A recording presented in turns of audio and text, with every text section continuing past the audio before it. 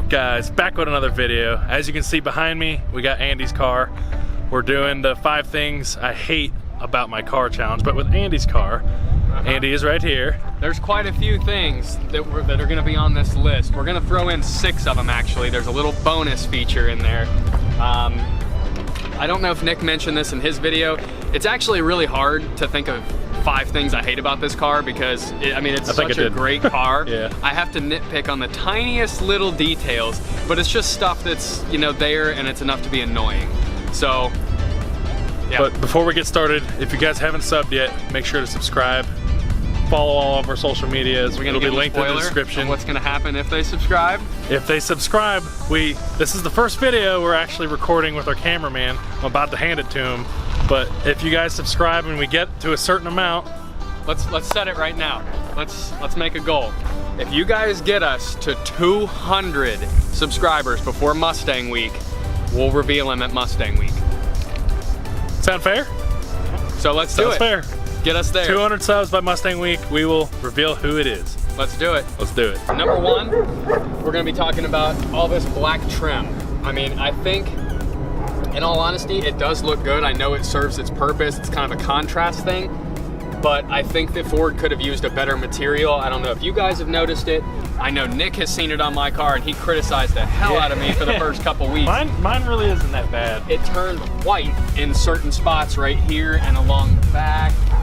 So that's, I mean, one of my biggest nitpicks is on an expensive car like this. Besides the Ford GT, this is like their, you know, main car. Yep. And they still put, you know, shitty plastic stuff like that on it. That's just one of my biggest nitpicks. Yeah, you're definitely right about that. Mine does it a little, but I'm not as much of a nitpick. Yeah, I mean, per se you, so it doesn't bother me as much. Some cars notice it more than others. Yeah. And on a black car with all black, I think it stands out. I just use that coverall stuff from O'Reilly's anyway. Yeah. So it just turns it black anyway. It but works. You shouldn't. You're right though. You shouldn't have to do that. Yeah. So number 2, you're not going to be able to see it, obviously, unless we lift the car up.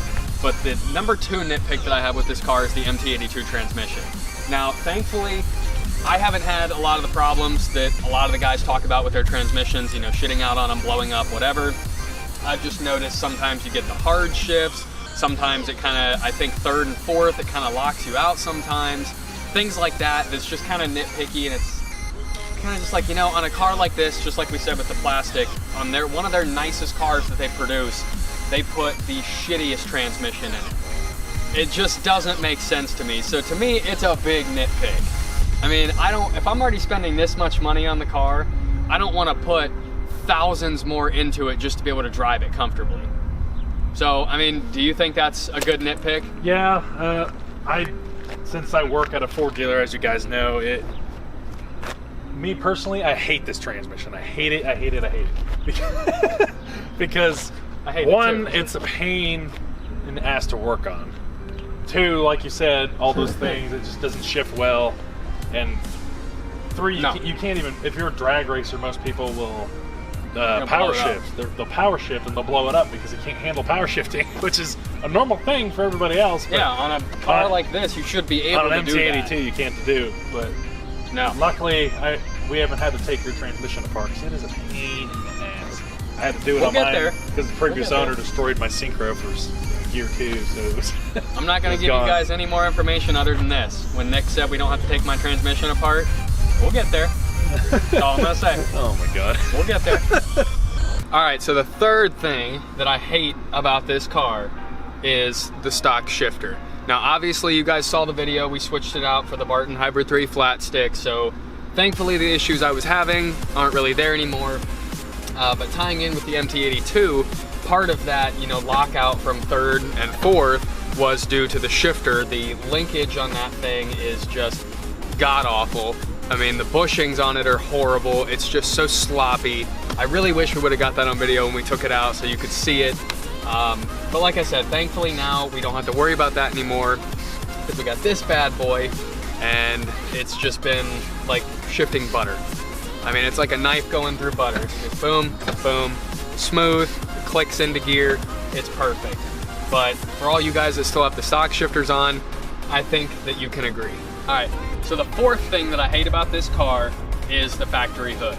Now, I know what a lot of you might be thinking as soon as I say that, is like, but I like the hood, it looks good. It's not necessarily the looks that I don't like, it's the quality of the hood. Come over here and I'll show you this. I don't know if you guys have seen this issue or not, but you can see the little bubbles right there.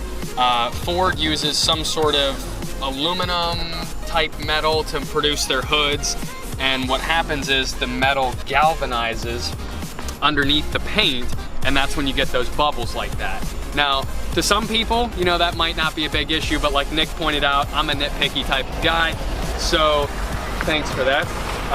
So when you see these paint bubbles on a nice car like this, it just looks trashy. I mean, you go to a car show like Cars and Coffee, or like we're going to the Toy Barn car show this weekend, people are going to be walking around looking at every little inch of your car. They're going to come up and see that and be like, what's that shit? By the way, another little spoiler, because I'm famous for that. May or may not be getting it fixed. All right, so the fifth thing that I hate about my car, you guys saw in the spoiler video, all of these plastic clips. Ford uses them everywhere. Every little thing on this car has a plastic clip. And the shittiest thing about them is, normally, they don't sell them separately. So if you break one, what are you gonna do? So I don't like that. I think it's just really cheap that they put these on here. I don't know if you guys have seen them. They're almost like Christmas tree type pins, I think is what they call them. Like I said, I just think it looks cheap on a car like this. I mean, I know there's not really much they can do without making the Mustang like a $60,000 car. You know, I get that. But it's just one of the things that kind of jumped out to me. Now, while we're back here with the trunk pop, I'm gonna throw in a little bonus clip for you guys here. The other thing I hate is the way that Ford designed the trunk. It rubs down here on the paint. And if you, I mean, my car's dirty, so you might not be able to see, but on a lot of cars, like I know on Nick's car it did it, you can see where it like rubs the paint and basically just peels the paint up. You know, to me, that's definitely... It's almost just the clear coat. It's still a design flaw though, because every time you pop your trunk, this whole thing is just exposed and you see it. So if you're at a car show and you have your trunk popped, that's just gonna be torn up. Yeah, mine I actually hit with my high-speed buffer, and it actually like evened it out. No, it didn't scratch it. It just took all the to where if you're standing here, you can't see it. It's almost like when it was wet, they shut it. Well, there we go. It's just a really crappy design, to be honest, guys. It really is. There's your solution. Now I can stop bitching. All right, so we're throwing in a bonus, number 6. The headlights. I love these headlights, and I mean, there's really not much design-wise that I can say about them. I just know the biggest thing with these headlights, and I don't know why it happens, you'll notice whenever it rains or if it's really humid outside, the headlights will tend to get fogged up. And at first, the first time it happened to me, I thought it was just like condensation on the outside, and I went to wipe it away, and I was like, it's not going anywhere.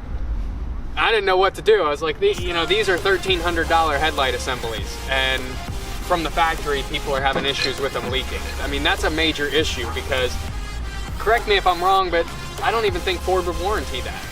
If water gets in there, you're screwed. That's $1,300 you got to spend. So to me, that's a major design flaw. I love the design of them though. I would never change that. I just think they could have executed it a little bit better. All right, guys, that's basically it for the video. If you guys enjoyed it, make sure to comment, like, and subscribe. Share the channel, share the videos, and crap, where the hell did Andy go? Andy? Fuck you, Ford.